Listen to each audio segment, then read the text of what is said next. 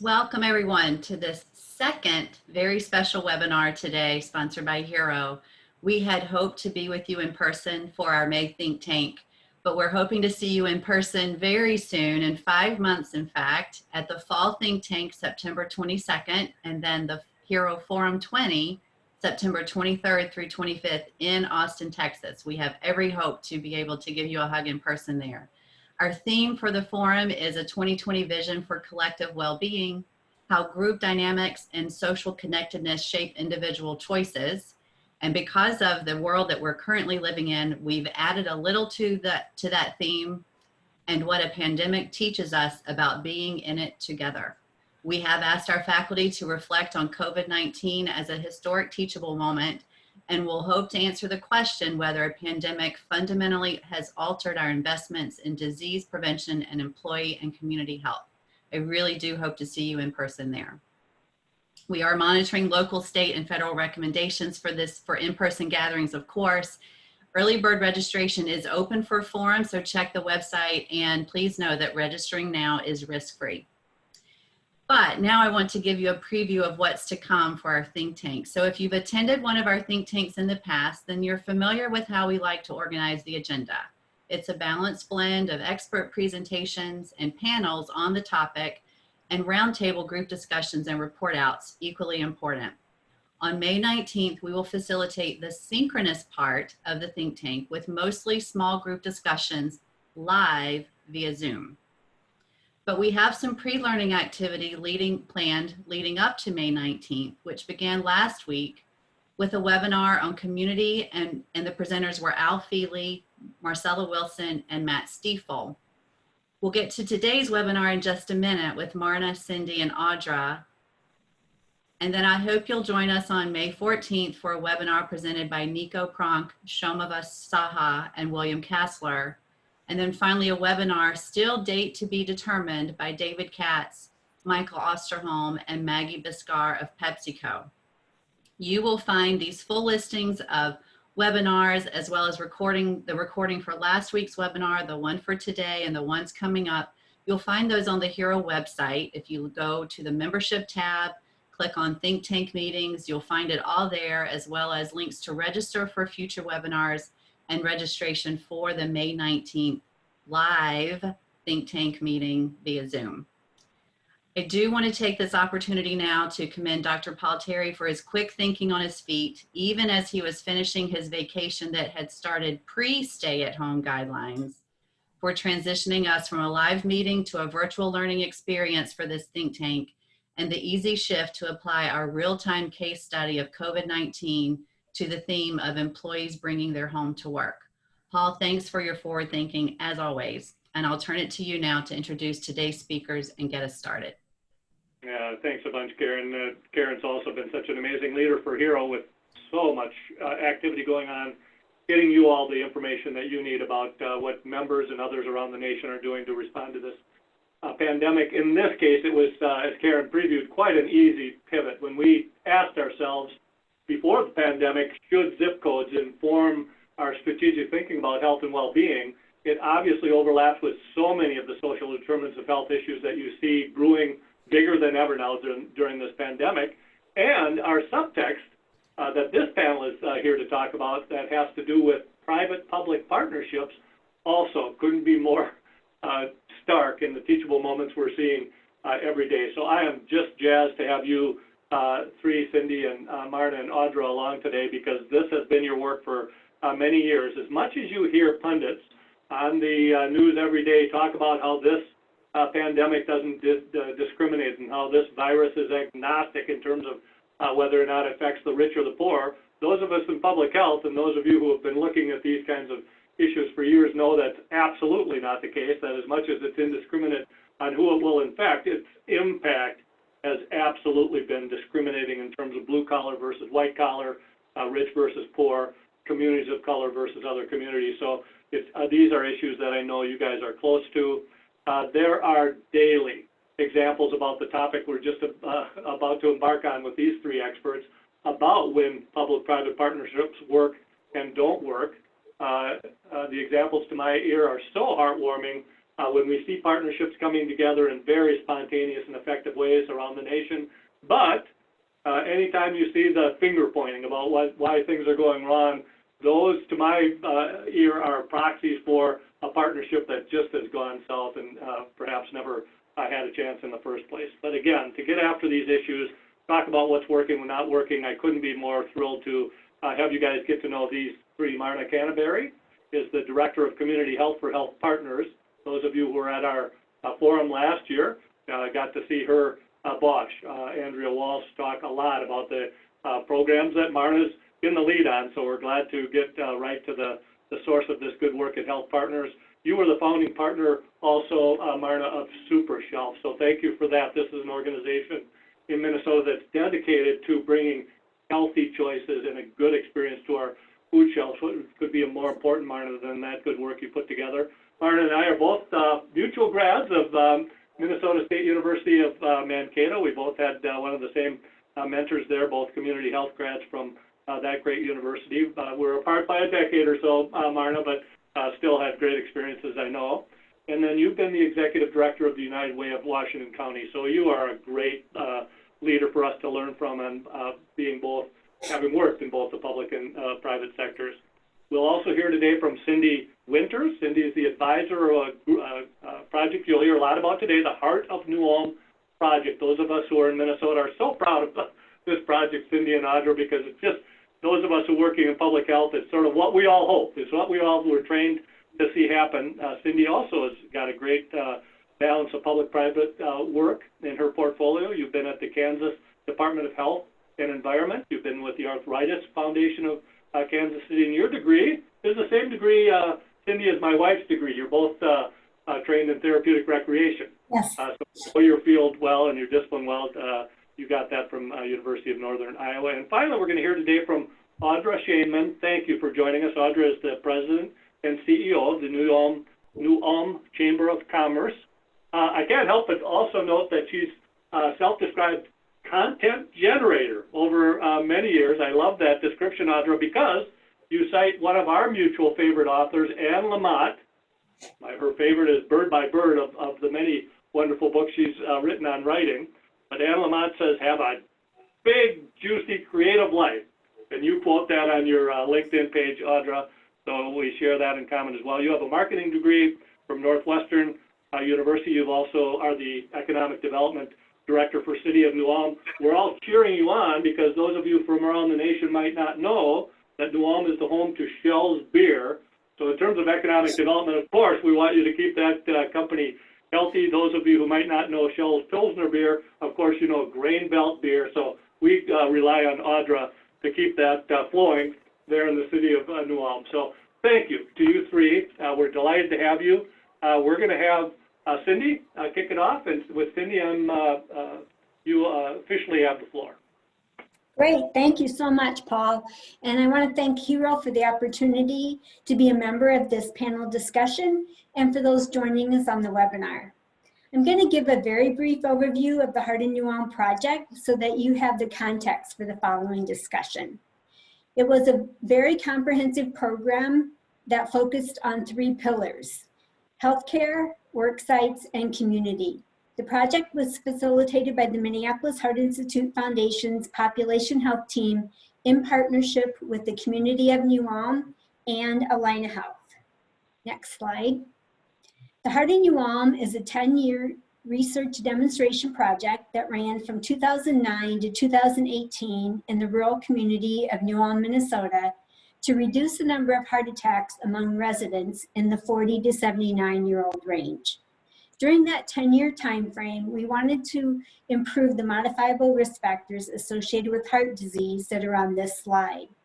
I'm happy and pleased to report that even though the research portion of the project ended in 2018, the project and the work is still very much alive and well in New Ulm. It is now a community-owned and driven community health improvement initiative that's being sustained because of the strong partnerships that we developed or enhanced over the course of the 10 years. Now for a little bit about New Ulm to help set the stage for our work. Next slide.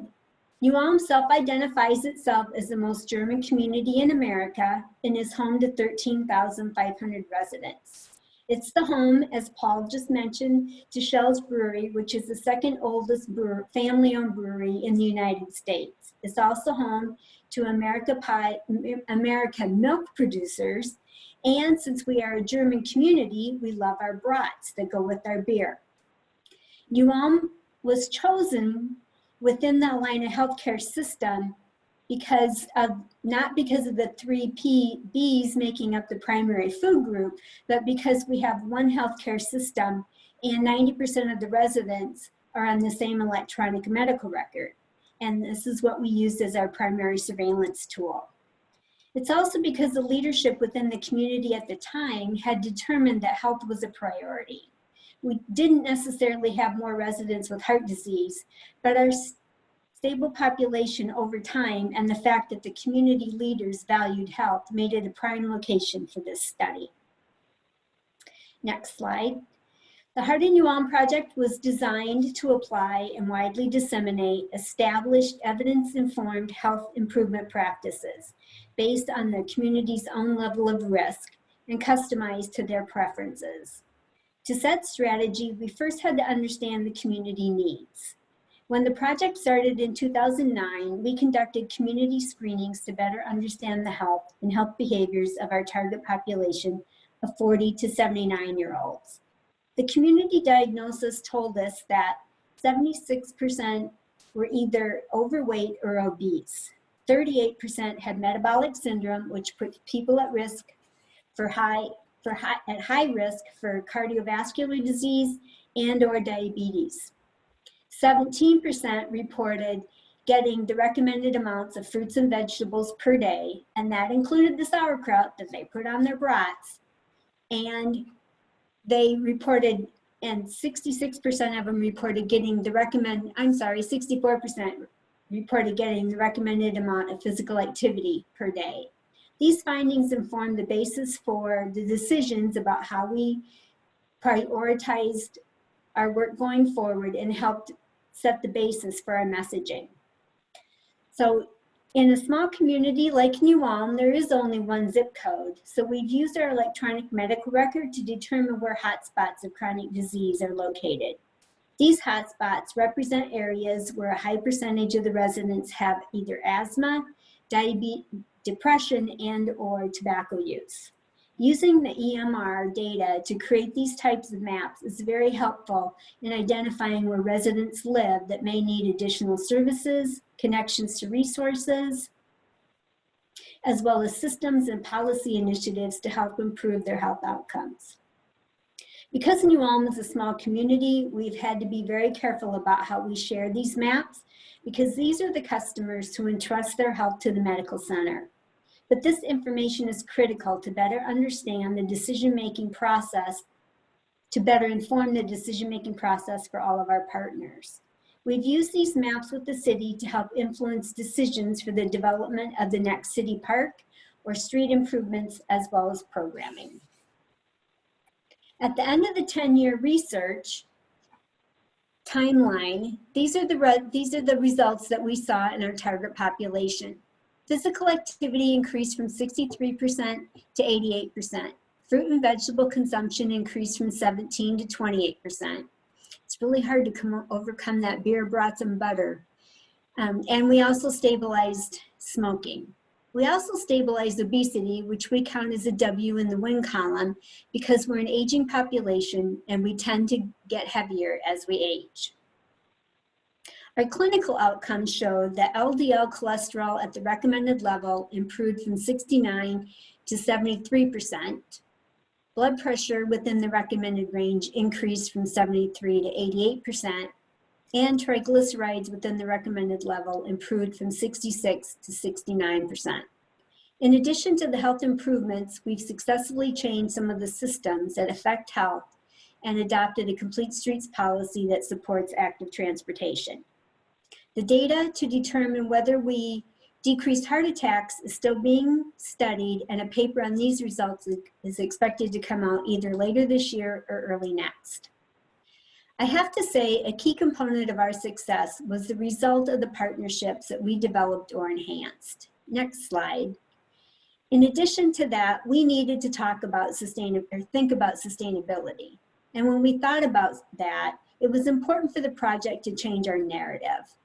We switched from talking about community buy-in, which implies the community is supportive of the work, to community ownership, which implies shared responsibility. Words matter, as we've recently learned. Next slide. In 2009, the project started out with a 36-member steering committee made up of a wide variety of organizations and represent a large majority of the population. Paul, if you hit, okay, there.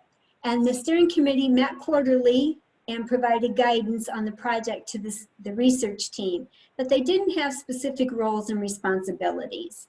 The research team wasn't taking full advantage of the level of knowledge and expertise that each of them brought to the table. So in 2014, we started shifting from a steering committee model that felt rather chaotic to this. Next slide. A leaner, meaner 12-member leadership team of which Audra was a member until she changed jobs. The team is made up of individuals and organizations that understand that they have a role and responsibility to play in improving community health.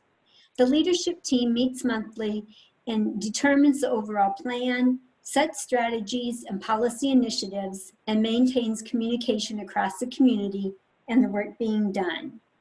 We spent a lot of time building a strong foundation for this team to work well together. I can't emphasize that enough. It's so important to spend time on the front end because this group will have to make some tough decisions in the future, and that strong foundation will pay off in the long run. It's so easy to jump into the work, but building that strong foundation is what's going to sustain the project. After we created the leadership team, we built that foundation and built that really strong foundation. We then expanded the partnership to include more organizations and businesses by implementing an action team model. The action teams do the work that the research team members were doing. These teams address specific issues in the community. They allow individuals and organizations to get involved with a project that they're passionate about or have a particular expertise in. They are meant to be short-term and change over time as the needs of the community change. By changing our model and expanding our partnership, we were able to get more organizations and residents involved in the work and solidify the community ownership aspect that is so important for sustainability. Next slide. An important point I want to make about partnerships and a lesson learned from our project it isn't always the organization that's at the table, but rather the right staff member or champion from that organization. You want to change slides? If you have the wrong organizational representative at the table just because of their title, then you might have someone who doesn't necessarily believe in the project or understand their role and responsibility. It's entirely possible that you will end up having circular conversations and end up stalling out. It's so important to have the right people at the table from your organizational partners. It may not be the CEO or president, etc. It might be someone rather farther down the ladder that really understands and can be involved in the work and knows how it could or should be done. With our new model, we also worked to build the capacity of the team and provide them with training on the evidence-based or informed strategies. We brought in national or regional experts to expand the knowledge base of the team. We worked to give them new experiences to help them think differently. They brought back that information. We sent them to conferences rather than going ourselves. They brought back that information and shared it with the broader team. That opportunity allowed them to network with others doing similar work across the country or the region. If we had an expert on the team in a particular area, we gave them the opportunity to do the training. We share reports, webinars, and newsletters that pertain to the work that we're doing or what motivates them. And now I'm going to turn it over to Audra for more details on the partnerships that we formed. But I wanted to be able to show you our contact information in case you have any questions or want more information. So Audra, I'm going to hand it off to you. Thank you. And I'm going to have Ariane bring Audra up on camera. Cindy, why don't you stay up just for a second? I'm going to ask a poll question in between your presentations while we wait for Audra to come up. Germaine, to this topic and to that Venn diagram you showed where worksite wellness, Cindy, overlap with community issues like walking paths and food security issues. Let's ask our audience today, how is your organization's approach to improving employee health related to your community health promotion strategy? This will be a question we'll come back to in a variety of ways during our May 19th think tank, and we're delighted to report that Cindy and Audra will join us as some of the group facilitators. So is it, with respect to our community and employee health strategies, are fully integrated and coordinated? I think, Cindy, you just gave a lot of examples from New Ulm that shows the level of coordination. Or we plan together, or we made efforts separately, or you're not sure, or these strategies are in separate silos altogether, or we don't have a community health strategy. I'm going to give the group just 10 more seconds. We have about half the votes are in, so do jump in and finish up that voting. While we wait for a couple of votes, Cindy, can you reflect on those hot spots that you showed, that map with hot spots, and let us know whether or not you think those are the same kind of hot spots that will be informing the COVID-19 response in New Ulm? That's a really great question, and because our community is so small, our responses are can end up being community-wide, but those hotspot locations also are areas that we know don't necessarily have transportation per se, but they are located really close to the grocery stores because food insecurity is a big concern during this crisis. But they just don't, they're located within probably a few blocks. They just don't have safe ways to walk there. They're located on really busy streets. So that's something that we've been working with the city to really understand how people move about through our community and provide them with safe access to those locations that they are located so close to, they just can't get to safely. Yeah, got it. Thank you for that.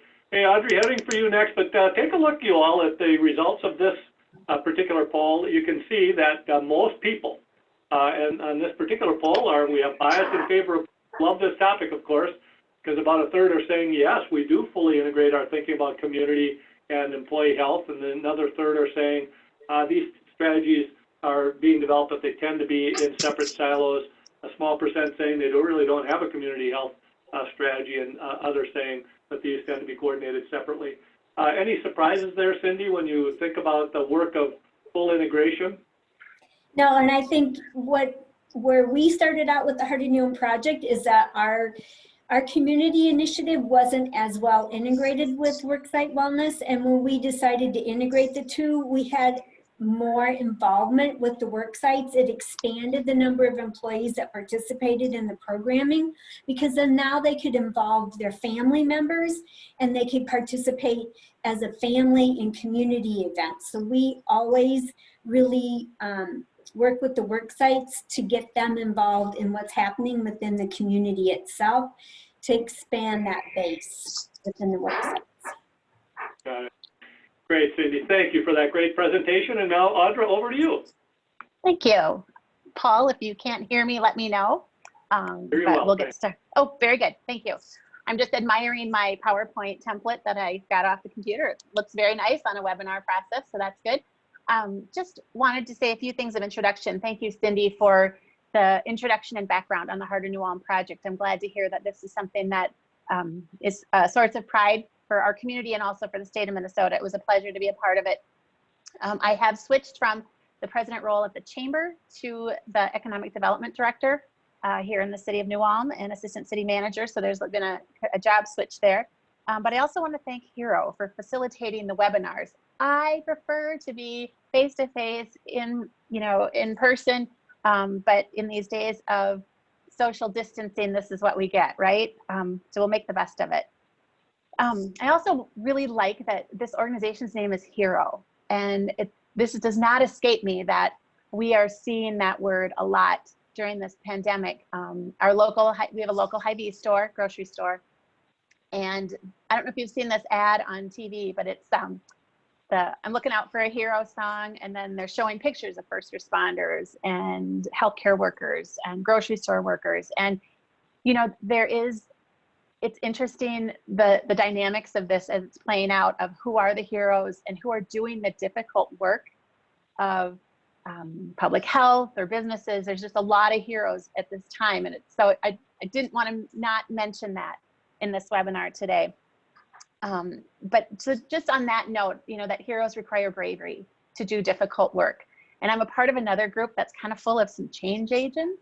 And we have a saying that's safe space is therapy, but brave space advances change. And I am someone that I'm getting to the point in my career that I get sick of talking. I want to do change. I want to make change. I want to make things better, improve. So this topic of partnerships and what's better, what makes them better, what makes them worse, is really great for me. And my goal today is to provide some insights and maybe some examples that will help you create better results in your own partnerships. So if you can go to the next slide, please. This is the pretty old quote, but oh, east is east and west is west, and never the twain shall meet.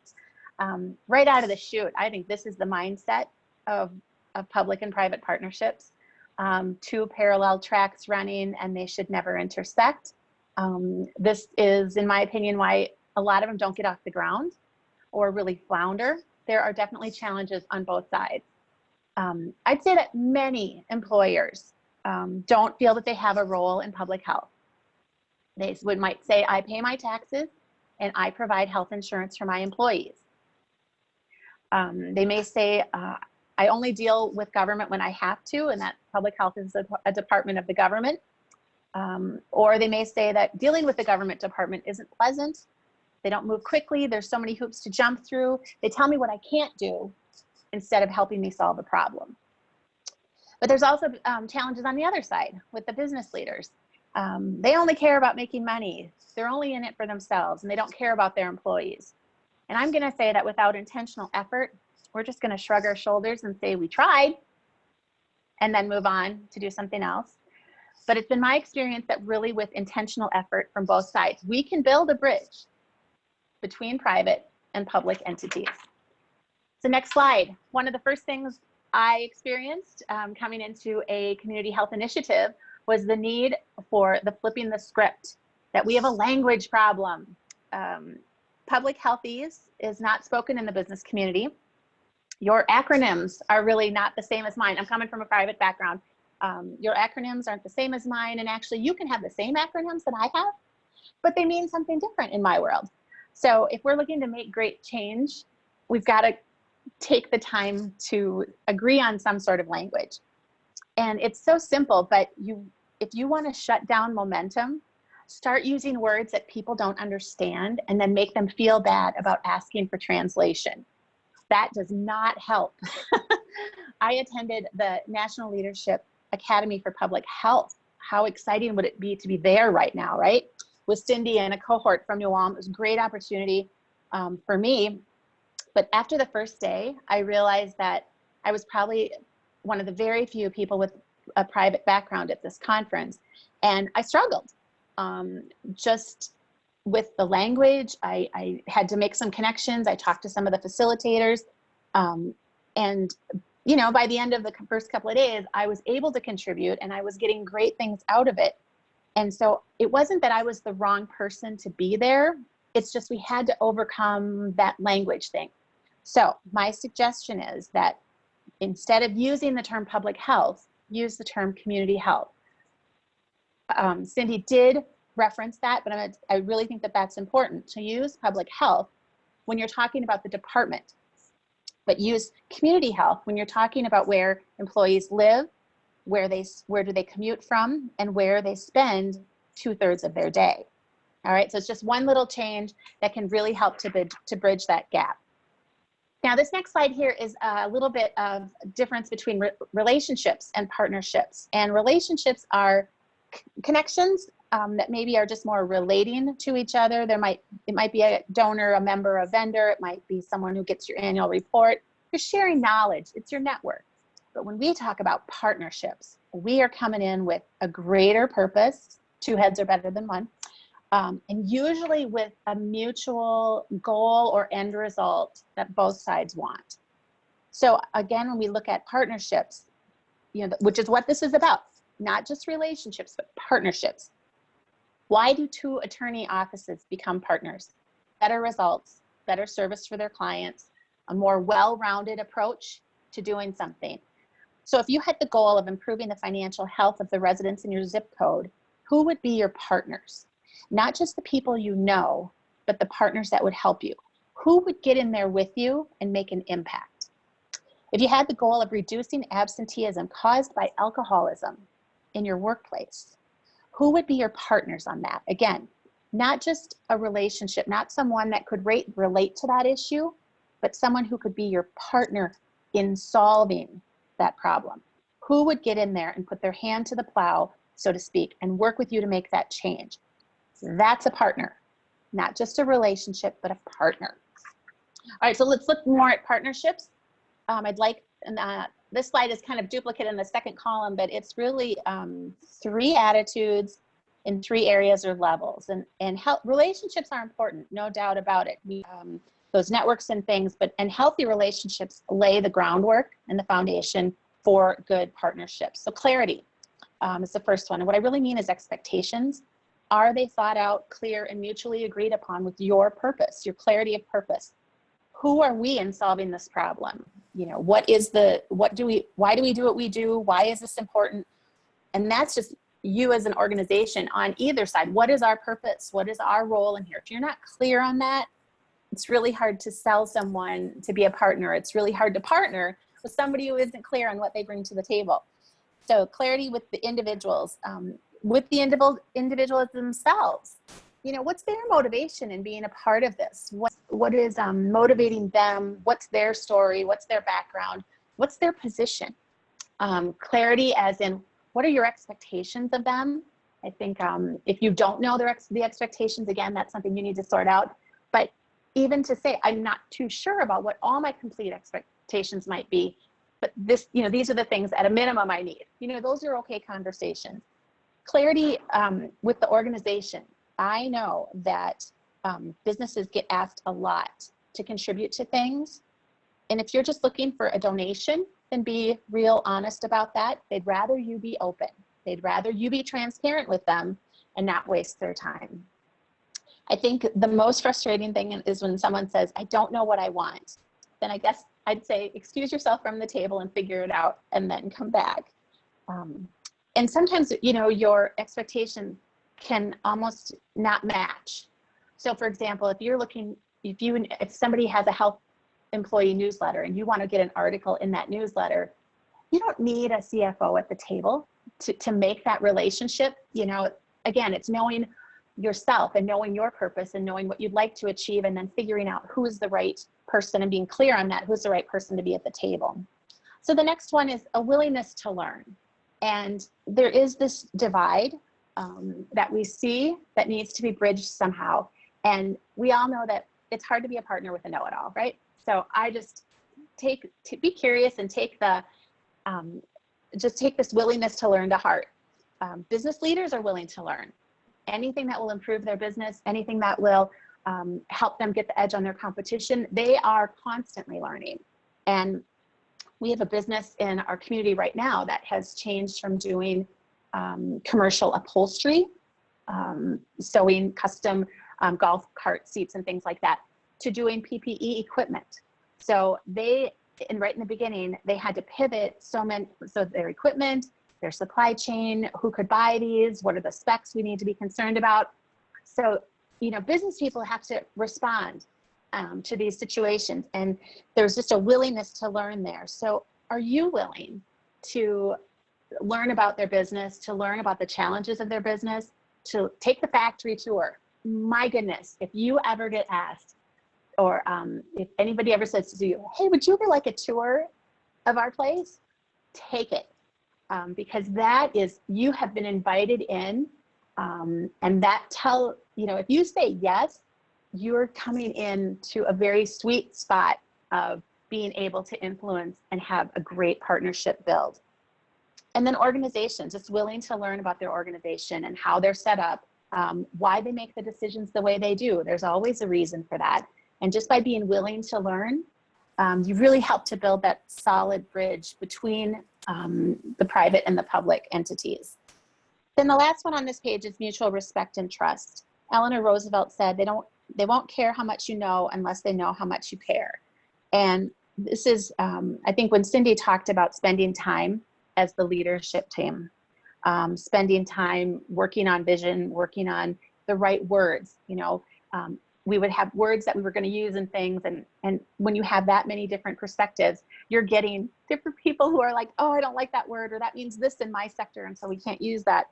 But spending that time just getting to know each other and building that mutual trust, and then watching them be engaged and saying, I'm going to take this and I'm going to put this into my industry or into my company this way. There was a level of engagement that was great. I think what we're seeing too is that when you do mutual respect, everybody's on equal footing. This is not anything but we're equals working together to build a partnership to solve a problem.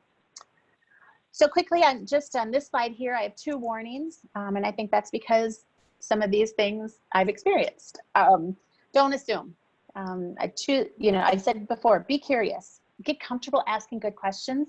People love it when you're interested, and business people are very proud of what they've done, and they're proud of what they've built and the families that they impact. So really don't assume that you know everything, and don't even assume that 2 similar industries or businesses are the same. They all have different culture. They all have different staffing models. I think one of the challenges I found on the Heart of New Ulm project was that, when you're in public health, you think everybody cares about it as much as you do, and that there should be a full-time person in every business that cares about this as much as I do. And that's not really true. They have HR professionals that are half-time, quarter-time, and then you're throwing wellness in there. So it's really important to figure out, who is this business, and how can we work within that for the best. And then another one for win-win partnerships is don't give it away for free. And again, you're on equal footing. Both sides need each other, and free can actually be insulting to some. Currently, with the COVID-19, we've got a lot of small businesses in our community, and our Economic Development Authority has put together small business grants. There are businesses that are not taking these grants because of community pride and this sense of, I'll figure it out and I can do it on my own. And so if I called them and said, hey, just take it, it's free money, that would be not okay with them. So remember that free is like charity or a gimmick, like pick a lip balm at the state fair. It's a gimmick to get your attention. But free does not build the trust and the long-term relationship that you're really looking for. So in summary, just want to talk about, just to reiterate that the best partnerships contain clarity, a willingness to learn about each other, mutual respect and trust. Again, in there, we had on the leadership team is our superintendent of schools. We have a realtor. There's people from the city, people from the medical center, quite a few people from different businesses. And so getting to know them and getting to know the different interest levels there has been helpful. But we all know that success can evaporate when a champion gets another position or the dynamics change. So it's really important to build quality partnerships that don't just rest on one person. Try and get into the organization as much as you can, and have at least a couple of people that are informed about the project, also informed about your efforts. And then in summary, in the future, the groups that have learned how to work with, collaborate, and leverage partnerships between public and private entities will lead, but they will also last. I think we're seeing a lot of, coming together in a crisis, but how do you come together for lasting change? I really hope with some of these, even like the meat packing plants, I really hope that if they haven't had public health relationships, that now they start to really come together. Both sides need each other, and hopefully we can morph relationships into partnerships. Thank you.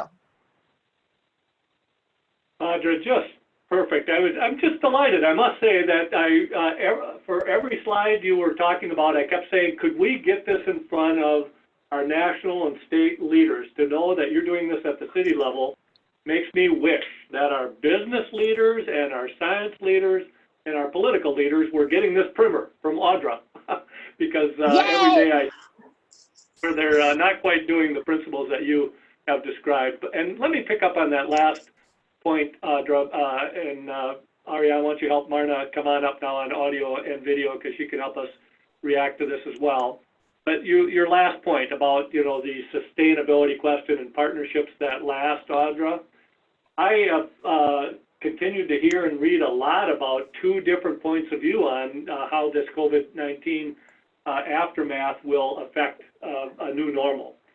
Some believe that with the economy being so broken coming out of this, it's never been all that friendly to prevention and health promotion, and that it might be harder to sustain prevention and public health infrastructure. Others have said, boy, if this is not the wake-up call in history that should get us thinking about better infrastructure and public health, what is? So the question on the screen for our folks to give us feedback on, and we'll return to this for sure at our think tank on the 19th, is when we're back to business, are you more or less confident that public-private partnerships to improve community health will be a business imperative? Is this the wake-up call that will actually elevate chronic condition management and tobacco cessation and infectious disease as a new capability in the worksite wellness movement, or are you less confident because of the issues? So, Marna, let me ask you for a preview. Where do you think our audience is going to go? I'm going to ask you to forecast by going ahead and sharing your point of view on this one.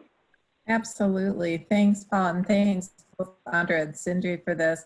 I'll give the hopeful response that we're learning as a nation and a world how important this work is, how important collaboration is, how important our commitment to working with communities is. We're not in silos. I know we're all in it together. And so I'm hopeful that learning will continue as we move forward. Yeah, well, Marna, look at this. You're with kindred spirits. That 75% of our audience are with you on this, somewhat or much more confident with, no one's less confident. A good chunk, 30% or less sure, not sure yet about how this is going. That's fair enough. But thank you for your optimism again. Audra, thank you for your presentation. And Marna, I'm going to turn the floor over to you. Well, thank you. Thank you, Paul and Hero, and also Audra and Cindy for setting this up so well. I'm going to focus on a broader brush about community health work from the perspective of HealthPartners.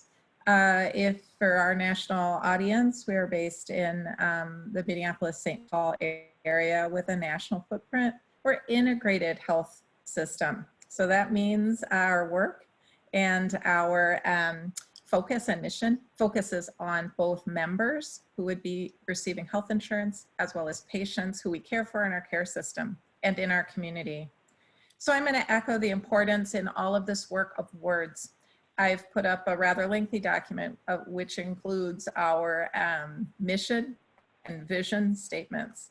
I think what's important about this is that you'll see the words community, you'll see the word partnership, you'll see the word relationships based on trust. And this really is the foundation of the rationale for why we endeavor in the community work I'm going to describe. Next slide, please.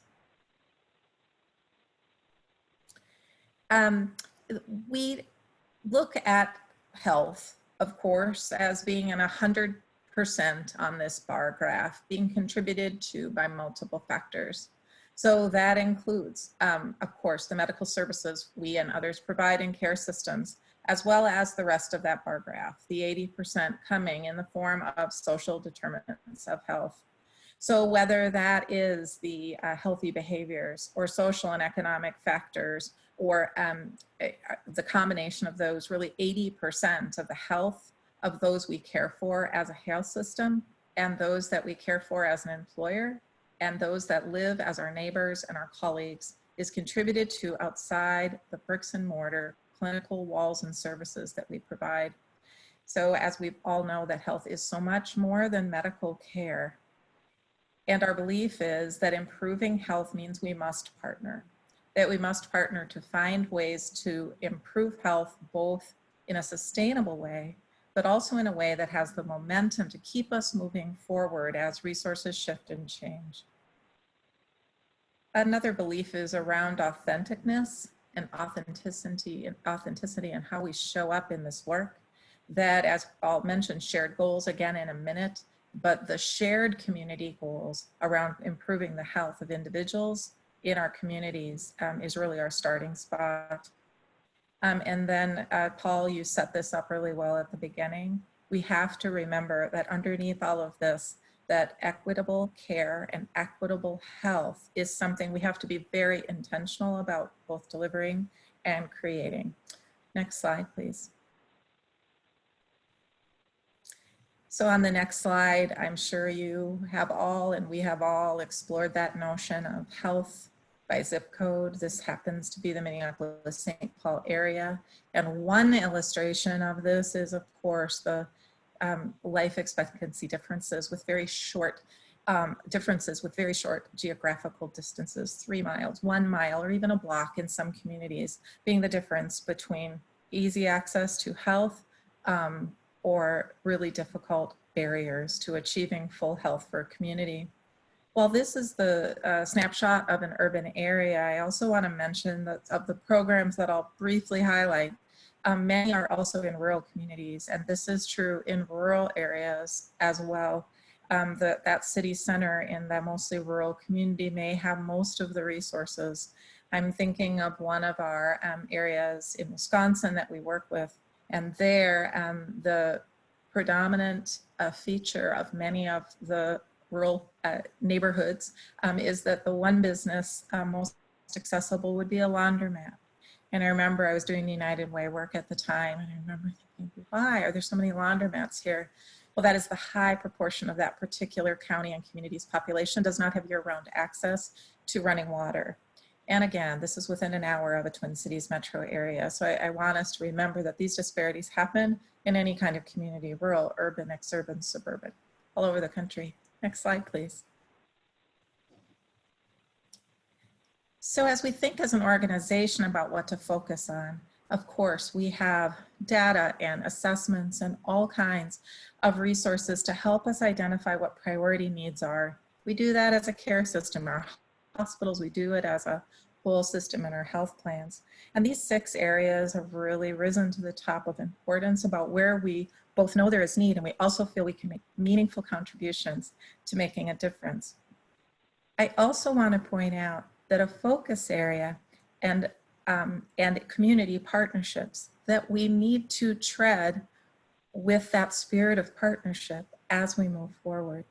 So for example, healthy children isn't just about whether HealthPartners wants to achieve goals with healthy children. We find these focus areas and our goals based on rich conversations and convening and partnership with our communities who tell us and we tell them that we share this goal.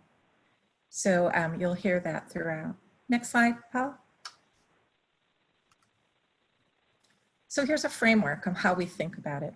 So with a focus area, we have a variety of community initiatives, but the framework for how we approach that work really is around starting with those shared goals. So as we approach this work, we do it with an eye on sustainability, hopefully from the get-go. That before we embark, for example, on an initiative called Power Up, which is around healthy kids and healthy kids and families in targeted communities, our community actually told us that was their priority. In that particular set, it's through one of our local hospital systems, we were able to sit down with the community in an organized way and say, as we invest in community health, what's important to you? And the health of children, the health of our youth, the health of our future was really what they jointly decided with us. And then we built that together. Of course, that's based on data and assessment, what we do very well as a health system. Sometimes we convene. The examples I'm going to give you are that we convene those, but sometimes we participate. We don't always have to lead. Sometimes we can influence and contribute and participate in a different topic area that our community leaders are spearheading, and all of this with relationships. In the middle, I think the important point here with this diagram is you'll see the blue areas and the green areas. The blue are really where, as a health system, we have a lot of command and control. We can influence programs and systems with our members and our patients through those internal systems. We can create programs that we can roll out actually all by ourselves if we chose. However, we recognize there's a balance between what we do as a singular organization and what we do in partnership. And that's what's in the green 2 areas. We have a tremendous ability to both influence and participate in changing community structures, practices, policies by working closely with school districts or other agencies, not by telling them that that's a change they should make, but going back to the beginning of the model by agreeing in advance that we all want to change this. And then outreach and communications, again, is a joint effort. It isn't just HealthPartners communication channels that help us mobilize a community. It's all of us working together. Most importantly, at the center of all of this is authentic community engagement and partnership to drive this wheel, because we're all looking for community level change. And while our goals are shared, so are our successes, and so are our results as we look towards the goal. Next slide, please. And so I'm going to give you just a couple brief examples in 2 focus areas, the first being mental health. So in partnering with mental health, we do much in our care systems to improve care models, telemedicine right now. We are working very hard to expand what we already had and make that relevant in this time of COVID. And we also have a high priority on our tackling the stigma of mental illness. That is in the form of a campaign called the Make It Okay campaign. I'm going to give you a highlight of that right now. Next slide. So Make It Okay is a partnership to reduce the stigma of mental illness. We started this work in 2012 as a campaign with resources and tools and a profoundly deep website with testimonials. We partnered with everyone from public television and most recently public radio, the business community in all parts of our state and our region, and actually all over the country. This morning I was speaking with some folks up in Maine. A couple days ago, some folks in New York City, the mayor's office in New York City. So while this is a regional map where the most activity is happening, it's happening all over the country. The point on this model is that by creating resources, messages, and tools, and then freely sharing them with partners who want to bring this message alive, we are able to expand our reach. This map diagram is meant to illustrate another concept, which is that of dose. Different communities might engage and have more momentum than others. They may have grants of their own or resources of their own that they are going to pour into this effort. So thus darker colors on this indicate more community activity, again, shared activity. The Hilarious World of Depression is the national, actually American Public Media radio sponsorship and partnership we have with John Moe. That has helped expand our reach. There are more than 12 million downloads of these podcasts, if you haven't heard them, sharing stories of mental illness, recovery, and hope and stigma with the whole world, actually. Next slide, please. As we think about our next topic, I'm going to just briefly go into 2 things. First of all, healthy children. I alluded to Power Up at the beginning of this, and we also have another initiative called Little Moments Count. So Little Moments Count, if you go back to our model, same idea, convene the community, work on it together. We named it together with the community.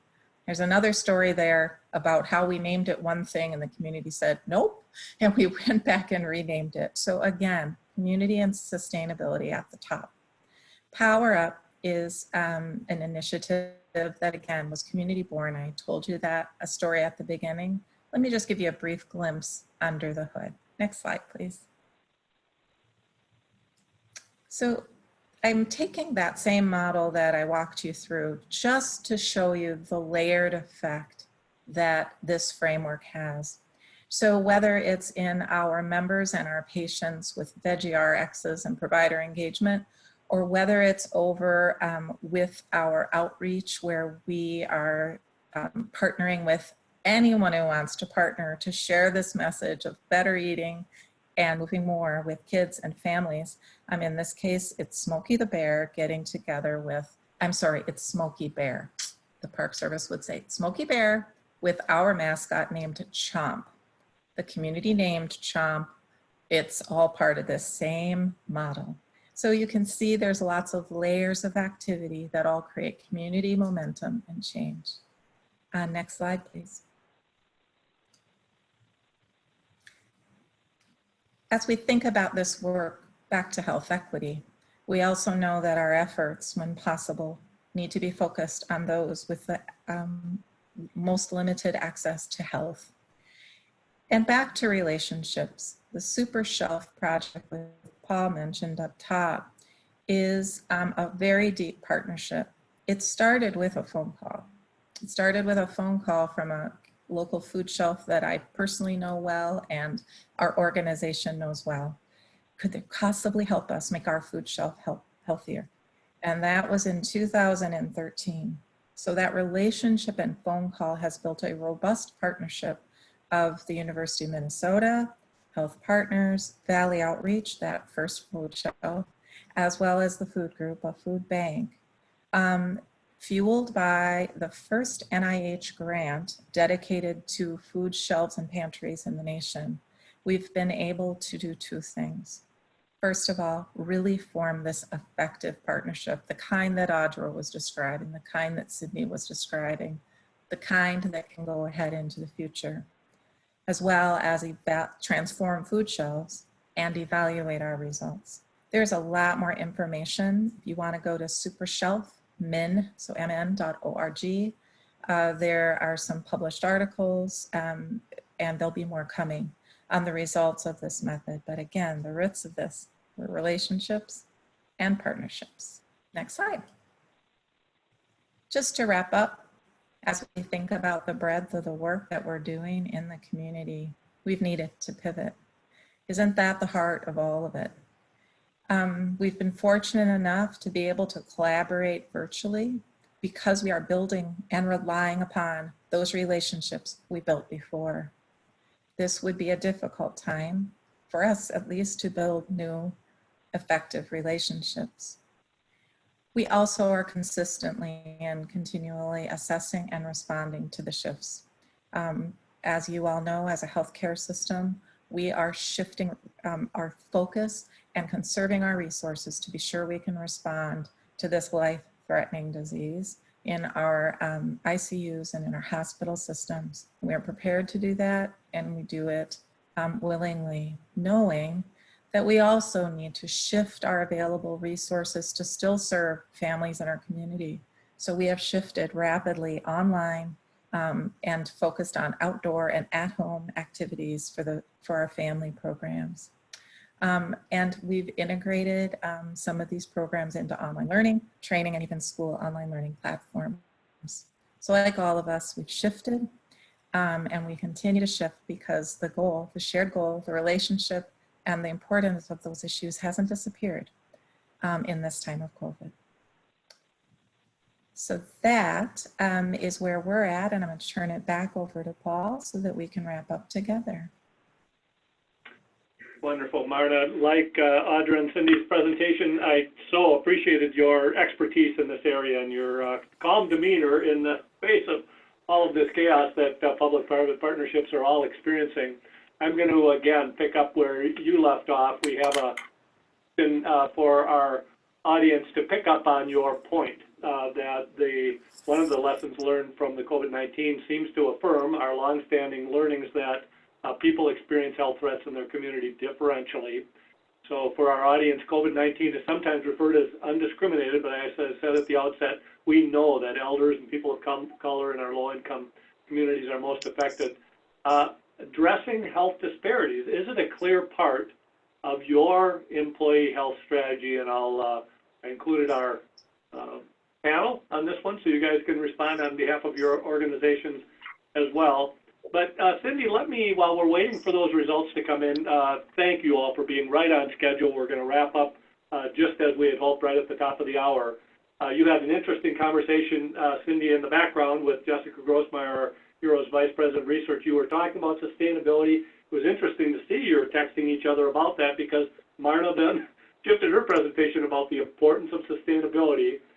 If any of you think of sort of those top lessons learned when we get to the other side of COVID-19 and we're past all of the dysfunctional partnering and the extemporaneous and contemporaneous partnering, what would be your advice to our political science and business leaders coming out of this to make what's worked more sustainable? Any closing thoughts on that while I share the results of this poll? Let me start with you, Cindy. So one of my advice is to really think about sustainability early in the process when you're building a partnership, because then you really know what systems or communications that you need to put in place in order to sustain it. And as Audra mentioned, you really have to come up and determine what your values are and know that you're speaking the same language. We can both say a word and have entirely different meanings, and you really need to spend time on figuring out, understanding that you both understand what you're talking about. And I think that's really a key piece to sustainability as well, is that building that really strong foundation. And Marna, any reaction to what you hope people do on the other end to make what works sustainable? Absolutely. You know, to build on what Cindy was saying, I think a heart of effective and sustainable momentum in a community is also understanding the power differential between our community partners in our community and us as larger organizations. And so as we build forward together, the more inclusive, the more voice we have, and recognizing we need to level set that playing field to move this work forward in the future. And Audra, I'm going to let you have the last word. Look at the results here, encouraging that at least at this audience, there is good, strong attention being paid to health disparities and the health strategy that does preferentially think of these audiences. Knowing that you're from the hometown of Shell Beer and Grain Belt Beer, you'll recall that our former President Obama had a beer summit when they had some serious differences going on in the police force and the African American community. So you're well positioned, I think, in New Ulm, Minnesota, to do beer summits. But any closing thoughts, Audra, on how we keep what's working going after this pandemic? I would say that I really do hope that this pulls public health out of the government buildings and into more of the conversation, because I do believe that both sides need each other. I think of these plants, again, that have had to shut down because of it. That public health issue has come front and center right into our economy. And if I think that is the ticket, it is an economy issue, it's an economic development issue. What we are experiencing is an economic development, economic issue. It has a public health component. And so keeping those priorities and that's just gonna swirl around and it's not gonna settle down, I don't think. Which is why you want partnerships, healthy relationships that come into partnerships, and you want that similar language. Otherwise it'll be chaos. Well said, Audra, and we will continue this conversation May 19th. We're delighted that you guys will be back with us for our synchronous group work that we'll do on these same topics. And let me thank you again, Marna Canterbury, Cindy Winters, Audra Shaneman. Terrific job today. HERO thanks you, and all our HERO members really appreciate your sharing your knowledge with us. And we are now adjourned. Thanks again. Thank you very much. Thank you. Thank you. Bye.